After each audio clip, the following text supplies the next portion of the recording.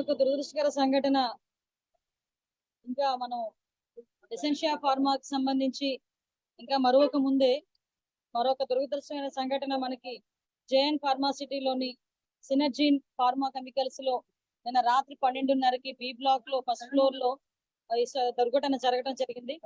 ఏదైతే అక్కడ మిథనాల్ లో లెసిట్రాన్ అనే ఒక పౌడర్ మిక్స్ చేసేటప్పుడు, ఆ కెమిస్ట్ మిక్స్ చేసేటప్పుడు ఇంచుమించుగా ఆ కెమిస్ట్ దగ్గర దగ్గర 5 సంవత్సరాల నుంచి అదే కెమిస్ట్ వర్క్ చేస్తున్నాడు.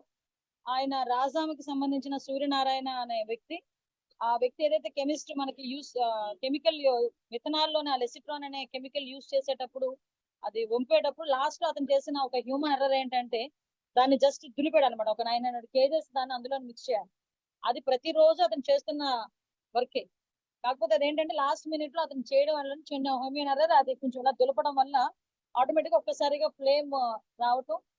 అక్కడే చుట్టుపక్కల పనిచేస్తున్న జార్ఖండ్ లో ఉన్న ఇంచుమించుగా లాల్ సింగ్ అదే విధంగా వైబోన్ కోరా, రాయల్ అంజీరియా అనే జార్ఖండ్ నుంచి వచ్చిన ముగ్గురు అక్కడ వర్కర్స్ కూడా ఈ దుర్ఘటనలోని ఈ రోజు మనకు హాస్పిటలైజ్డ్ అవ్వటం అది కూడా చాలా బాధాకరమైన విషయం.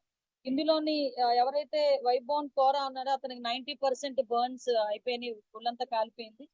మిగతా వాళ్ళందరికీ కూడా 60% బర్న్స్ అయినాయి. ఇప్పుడే డాక్టర్ గారు వాళ్ళతో కూడా మాట్లాడాము.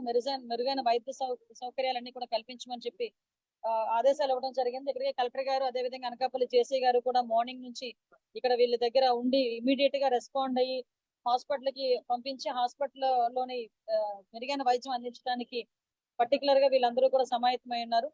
విషయం ఏంటంటే ఎన్ని ప్రికాషన్స్ తీసుకున్నా, అదేవిధంగా తర్వాత సహాయ చర్యలు ఎన్ని తీసుకున్నా కూడా పోతున్న ప్రాణాలను తిరిగి తీసుకురాలేము. అదేవిధంగా వీళ్ళు తాలూకు పడుతున్న ఇబ్బందుల్ని కూడా మనం ఎవరు కూడా పరిష్కరించలేం. ఈ రోజు సూర్యనారాయణ అనే వ్యక్తి ఈ రోజు హాస్పిటల్ బెడ్ మీద ఉండి నన్ను చూసి అనిత మేడం గారు అని చెప్పి గుర్తుపట్టి, మీ అందరినీ కూడా నన్ను చూశానండి, జేసీ గారిని చూశాను, కలెక్టర్ గారిని చూశాను, మేము దాని గురించి మాట్లాడుకుంటున్నాం, ఈలోపే మా దగ్గర ఇలా జరిగింది అని చెప్పడమే కాదు, పాప సూర్యనారాయణ అనే వ్యక్తి తాలూకా భార్య 10 రోజుల క్రితం డెలివరీ అయితే వాళ్ళ బాబు ఐసీయూలో ఉన్నాడు. ఈ రోజు 2 రోజులు లీవ్ పెట్టుకుని మా బాబుని చూడటానికి వెళ్దాం అనుకున్నాను మేడం, ఈ లోపు ఇలా జరిగింది, నేను దొరుకుతానో లేదో తెలియదు, నా భార్య పరిస్థితి కూడా చాలా ఇబ్బందిగా ఉందంటే మేము ధైర్యం చెప్పగలిగాం తప్పించి ఎవరు ఏమి చేయలేం.